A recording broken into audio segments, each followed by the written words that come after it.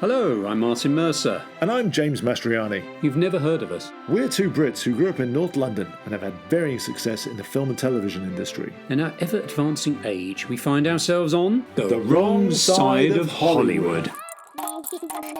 In our series of podcasts, we'll share our experiences of what it's like being a British bloke living and working, or not, in the biz. We'll discuss everything from fish and chips to things that wind us up. So stay with us. It's all uphill from here. This podcast may contain strong language. If you're of a sensitive nature or easily offended, we invite you to, as they say in Blighty, jog on. Afternoon. Good afternoon. So what have you brought? Right, well, seeing as it's Valentine's Day, I took the missus out for breakfast after dropping the lad off at school. There's a place called Lodge Bread. Or Bread Lodge. Bread Lodge. Bread Lodge, is it? Right. Yes. So Bread Lodge. Now, my wife loves bread. Now, Asians aren't meant to like bread, but that's what I thought. But I'm wrong. And the wife loves bread. She can't get enough of it. Fortunately, she don't put on the poundage. Anyway, sorry. That's terrible, isn't it? So what have you got there? You've got a... So basically, most American baked goods are not very good, I'm sorry to say. And even though there's a tradition of Germans and Dutch coming to America, and they make these baked goods. But the problem is it doesn't seem to have reached California. So this actually is a wonderful surprise. And they do all these wonderful fresh breads. And this bread is a cinnamon roll. Now, usually when you go to a bakery, you get a cinnamon roll. It's about the size of a small dessert plate. Yeah. And, it's like about $7. Or here you get this chunk, this massive cinnamon roll. And I would say it's about 4 inches deep by 5-6 inches. Right. And they serve it with this buttercream. And it's not sweet. It's like European pastries. There's a delicateness to it. So anyway, we had that with a good coffee. So I thought I would treat you, because it's not cheap, to this wonderful... I did put it in a toaster oven. And I gave you some of... I was going to say some of my cream, but that doesn't sound good. No, please don't. Some of your whipped cream. Some of my... Oh my God, that sounds worse. No. Anyway... All right. Well, would you like dairy to pour a product. cup of tea while you're at it? I've So made what a tea, pot. What tea have we got? Just English. Right, just English. Should be nice and strong. You might want to hold Oh yeah, the look, top. that's a good colour. There you go. That's a very good colour. That's what I'm talking about. Yeah. It sounds like... Oh, you can do me as well. Thank you very much. Yeah. Well, it'd be rude not to. Absolutely. It sounds like somebody's having a weed, doesn't it? That's perfect. Right. And there's some Right. milk. Is it organic? It's full fat organic. Full fat. You're trying to kill me. Hang on, I'm going to step away from my mic. It's a good colour. There we go. So we had this very nice meal, and it's way out of our way. But I will say for LA, it has some great food choices. Now, there's great food in London, but coming here as an Englishman from the small town of Barnet and its nefarious population, coming here and being exposed to all these foods, and certainly with an Asian wife. But this is absolutely... This is very nice. What do you think? Very nice. It's very subtle, isn't it? Lovely. Yeah.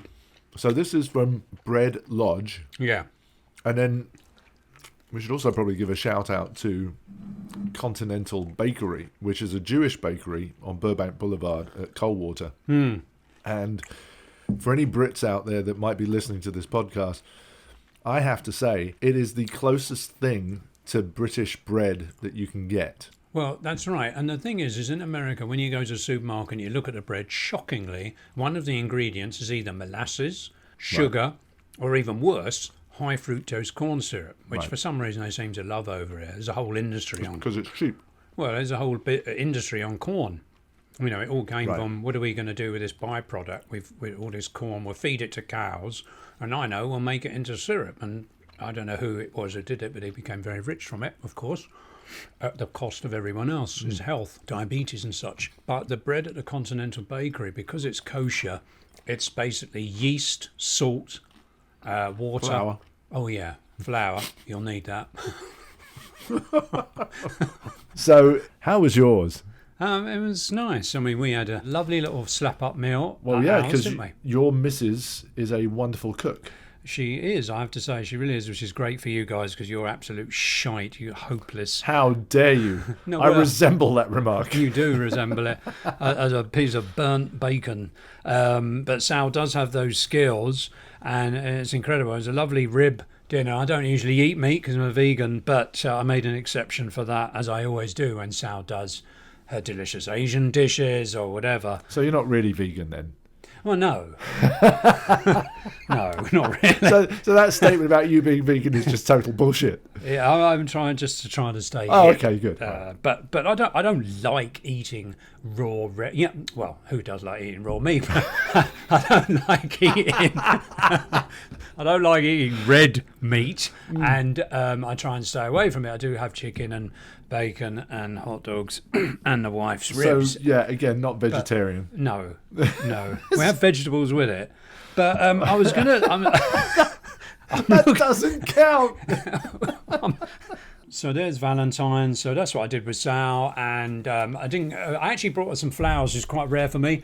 But I got them from Trader Joe's, which is a big grocery store in Los Angeles. It's actually owned by the Germans, the German company that owns Aldi, which is a very cheap grocery store throughout Europe, and now actually in Los Angeles. Yep, there's one down the street. Yes, and they do all those lovely little European delicacies that America taxes to the extreme to prevent Americans from tasting proper cheese and good stuff like that. I've noticed here. So I got the flowers from there, and nice and cheap, and it cheered the old girl up. And You see, I won't buy flowers on. but you always buy flowers, James. It's ridiculous. I see you. I buy flowers. I just won't buy them on Valentine's because so they the jack very the price up. At the very day you should be buying them, at least showing some sort of dotage upon your wife. My wife is doted upon plenty. Yes. Well, always when I put the rubbish out in the bin, I was like, oh God, look, there's James with his roses. They're all dead now. Strangely enough, There they are. in my humble opinion, I think Costco has the best roses because they last like 2 weeks. Right. So it's not like I buy flowers every 2 weeks, but I just buy them, and Monty loves the flowers. And I have to say, it's a little sappy of me, but when I throw them away, I do thank them. Not individually, I just say thank you for your service. You were lovely. You were very beautiful. I'm sorry for throwing you away now. It's terrible, but I do that. Bloody softy. I am it a really softy. is terrible. For a British bitter old man to show such romance. Think about it. Is It's shocking. like you kill these beautiful flowers to have them in your house for like 2 weeks. Yeah. And you feed them the plant food so they last a bit longer, and all this kind of maybe change the water out once a week to make them last a bit longer, and then they crinkle up and they die. I just feel bad. Are you sure you're not a gay gentleman? Only Not that there's anything wrong in that. no straight men take care of things like that.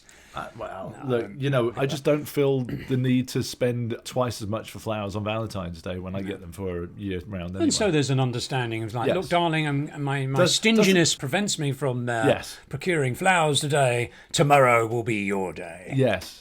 And yes, she does want flowers on Valentine's Day, but no. Right. Really? Yeah. Well, I'm shocked that you actually get away with that, quite frankly. Oh, yeah, but I do the other stuff. Right. And so did you, so you had the meal, but you didn't really do any, indigestion. I think if Valentine's Day fell on a weekend or maybe on a Friday, we might have done something. But it was Tuesday this year, so puts the kibosh on arranging. And who the hell wants to go out for a meal in a restaurant on Valentine's Day at the best of times, even if it is on the weekend? Yeah, well, I agree. I mean, of course, I'm always reminded of that Steve Martin when he's single, because I was single in LA for 7 years. And Steve Martin walking into a restaurant, a spotlight comes on, and it just follows him to the table, because that's how you feel. I remember once when I walked into a restaurant, I was like, one table for one, is it, sir? Yes. And this was the day before cell phones, he handed me a fucking magazine. So I was like, I see, I've got to amuse myself, have I? Sad bastard meal for one, please. Yeah, sad bastard meal for one. And here's a magazine so you can look fucking busy, so you're not so sad. So Valentine's Day for me is always mixed feelings, because I always do think of people who aren't celebrating it and what they're doing, and probably getting sick and tired of it, and sick and tired of seeing all the... And it's really in LA and probably London now. I've not been in London on Valentine's Day for quite a while, but here you suddenly see all the vans with the trestle tables and all the garish fucking teddy bears from hell and flowers and all these bright coloured things they sell, and just like, really, some desperate lad on his way back. Oh, okay, I'll just buy this burnt offering. Here we go, dear. Accept my apologies. So what was it Sal said to you the other day about Valentine's? Yeah, she... Because I said, Valentine's Day. And she goes, oh, well, you guys don't have Valentine's Day in Britain, right? I was like, hey, what do you mean? She goes, well, it's a Hallmark holiday. I was like, no. She couldn't believe that in England we had Valentine's Day as well. And I said, well, we do. And it's not a Hallmark holiday. It is actually a Roman holiday. It marks the death of two men who are named Valentine.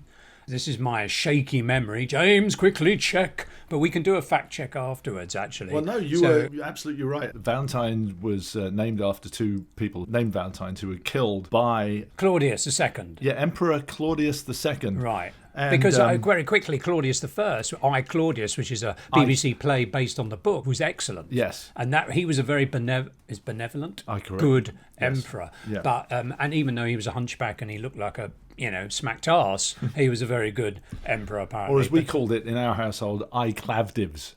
Because oh, is that your brother? No, that was actually Uncle Brian, because it was like the U's with these. Yeah, yes, Latin, yes. I Clavdivs. But did you know that back in Roman times, Valentine's was celebrated by the men sacrificing a goat and a dog, right, and then whipping the women with the hides of whipping the women. My name is Bigus Dickus. Sorry. Whipping the women. Flatulous Buttercup. with the hides of the animals they'd just slain, right? And then young women would line up for the men to hit them because they believed this would make them fertile. So this is the pre-Me Too movement. So there was that. That was a bit crazy. Oh my god, that is mad, isn't it? I mean, It's just like you're actually lining up to receive a physical abuse. Unreal. And that's what we're all celebrating. That's the Hallmark holiday that my wife... And get this. In 1913, Hallmark Cards of Kansas City, Missouri began mass-producing Valentine's cards. February has not been the same since. Yes. Anyway, so that's a brief history of Valentine's Day. Right, so there we go. So to answer my wife, it's nothing to do with Hallmark. It's historical. It's been going for a long time. And yes, even us miserable bastards in Britain try and impress our better halves with a token of love. So did you ever do a grand gesture in your times of wooing women when... Yeah, well, wooing, whipping and wooing. Whipping and wooing. Reminds me of that Sofia Coppola film, Lost in Translations. I whip my stockings. And the Japanese prostitute visits, what's his name? The chap who... What is him? What he's in. Who is he? Bill Murray. Bill Murray, that's right. Dear Bill Murray. Great film that is. Beautifully directed. So... I met a lady here and we were friends, and we're still friends actually, but she was my first dating in America, and we remember we all used to go to this club here and we always had dance, and then we Bobby McGee's, I believe it was called. Bobby McGee's, yeah, and it was like a steakhouse, and they did this kind of country line dancing. Just line dancing. Wasn't it? Yeah. Wasn't it? It was country though, wasn't it? Well, you could do it to any... They did the electric slide, that wasn't country. Oh, okay.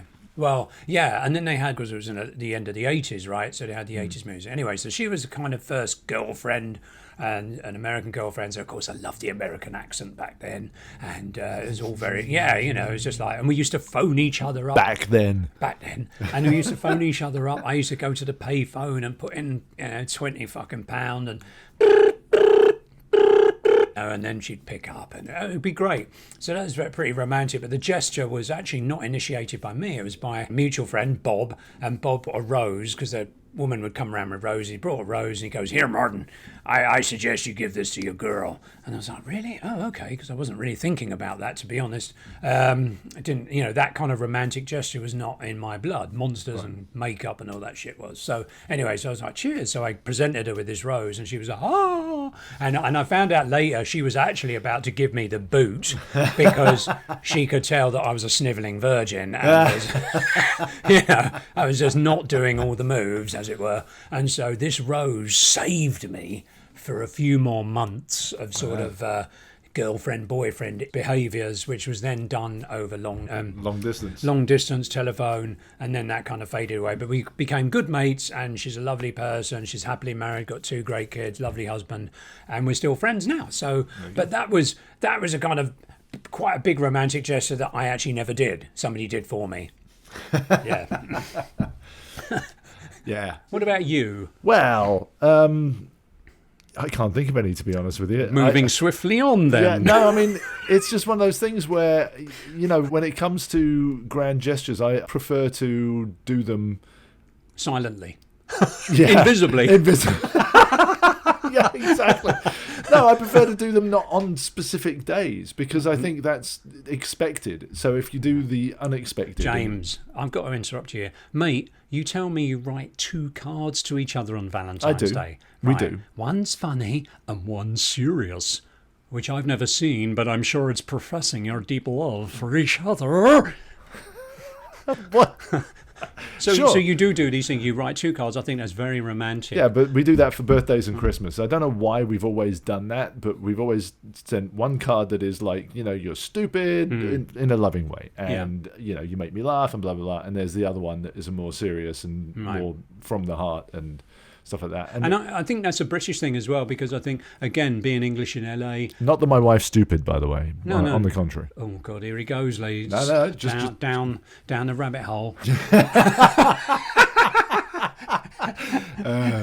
Yeah, romance. I don't know. It's all, it's like beauty is in the eye of the beholder, isn't it? Well, it's what's really weird about it is when you're young and you want to do something romantic, you don't have the funds to be able to do any major grand gestures. And we don't now. But we're better suited now. Yeah. Than we were. Well, because we're comfortable now in our relationships, and being comfortable in a relationship means that you don't have to do all that stuff. Sally, bless her, was perfectly happy making that meal. We didn't have to go out. When we were dating, we went out to fancy restaurants. There's some lovely, amazing restaurants in LA. There was the Fish Company, actually, in downtown LA. Now, if you want an old school downtown... Hang on, is that where you, me, Sal and Lonnie went? For one of your anniversaries? Yes, I think so. It's that old school LA 1940s, 50s service. They look at you. They don't judge you. They don't look at my cheap jeans, DMs. They judge you just by you're a customer, and it's dark in there, and you sit in a booth, and you're in Los Angeles, old Hollywood. And I know once with Sal, I was like, oh, is that David Cronenberg? I swear it was David Cronenberg, the director of Shivers and the director of Scanners and all those cool, lovely body horror. The Fly, body horror films. And I'm sure it was him sitting there. And I was just, I'd really like to go over and say hello, but I'm on an anniversary date with the wife. So maybe not. But it's that kind of, that wonderful atmosphere you can only find in LA. Old school, beautiful stuff. The food was great because this is all pre-pandemic. But yeah, so you got that old school stuff. But and dating in Los Angeles, and it's funny because you and I were talking about dating the other day, and you were like, "Oh, I had no problem." But I think, but you didn't date here, mate. No, I didn't. You did. I did. I had 7 years because I got divorced from the first one. Yep. And then I was like, fortunately, I got my green card. I had actually Clive Barker. I had a whole load of people who signed an affidavit saying this guy. I was one.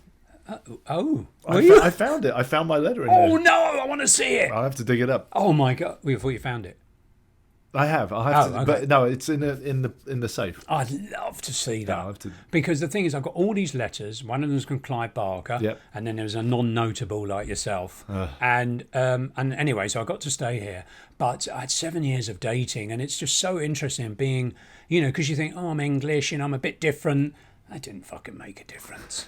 Why was that? Well, I think because you were handsome enough. Well, I had a low opinion of myself, and also I'm a slim guy, and the American ladies don't like slim guys. They need the beefcake. I think it's in their blood.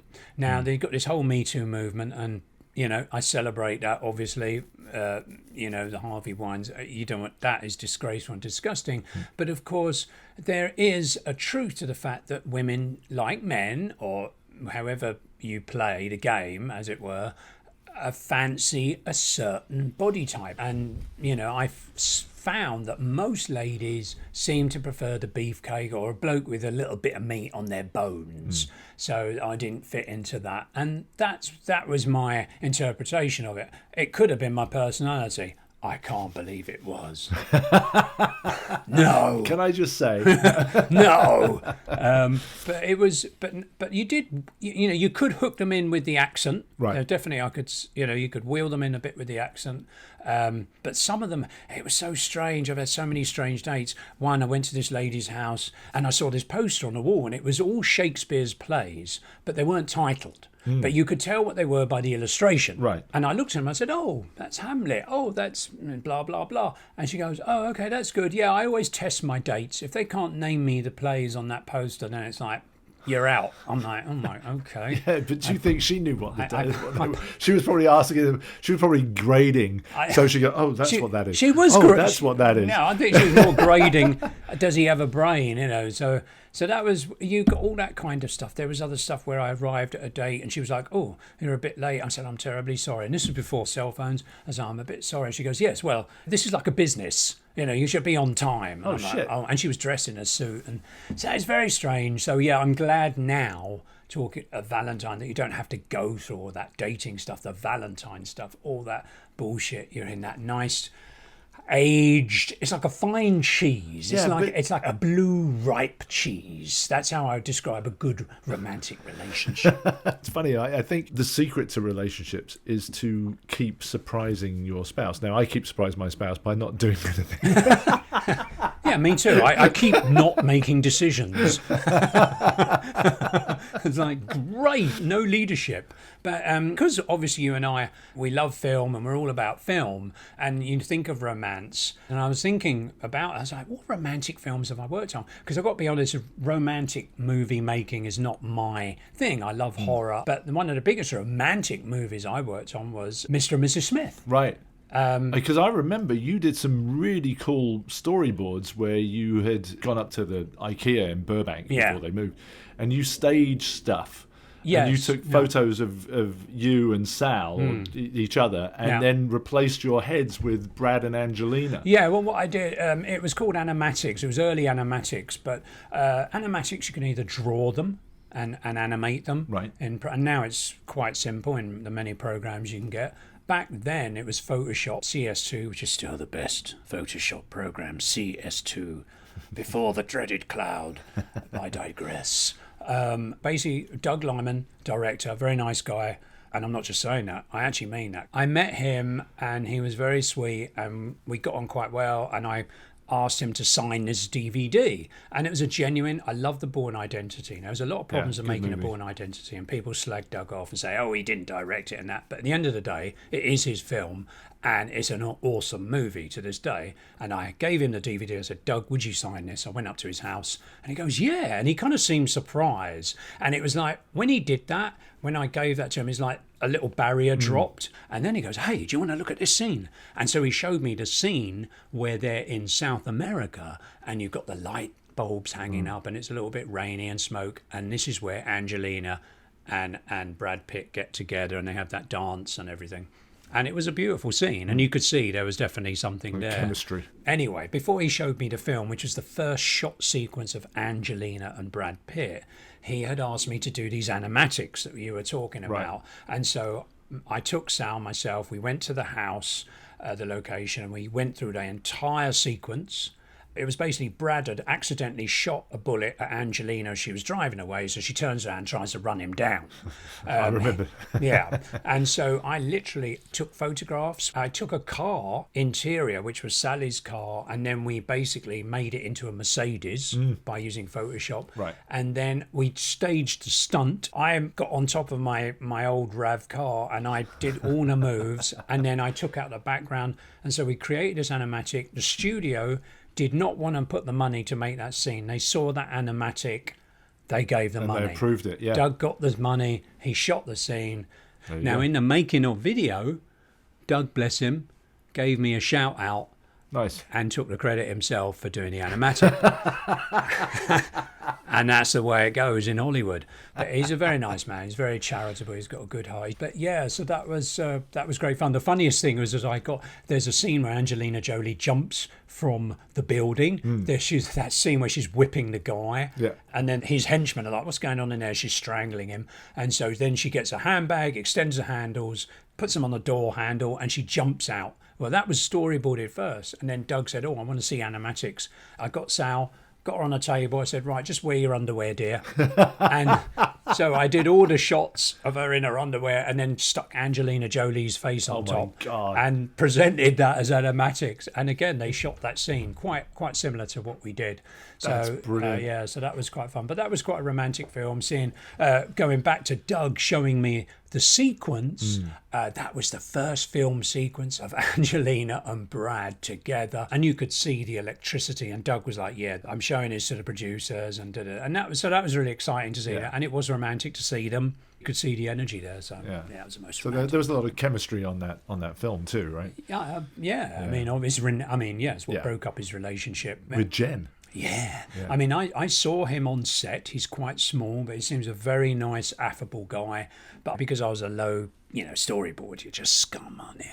So, I'm sure you've got some friends who would not agree with that statement. Didn't waste their time on me. But I did get in a lift. The door was open and Angelina's there with her kids. And you're like, oh, hello. But you worked with Angelina. Well, let's say you storyboarded Maleficent. Maleficent, yes. Yeah, Maleficent. But I actually met Angelina Jolie in one of her first projects when I was doing makeup effects for Meatloaf, Right. A-Day, and he did his video Rock and Roll Dreams Come True, Right. where he plays a gypsy king. I remember you telling me about this a Yeah. long time ago. Yeah, And tell our audience. And she played the girl. There's a young girl there, and then there's a black kid who maybe a bit stereotypically, but joins a gang, and so kind of Meatloaf as the gypsy comes and rescues him. Right. There's a shot of him pulling the kid out of a car because he's about to shoot somebody, and he pulls him out.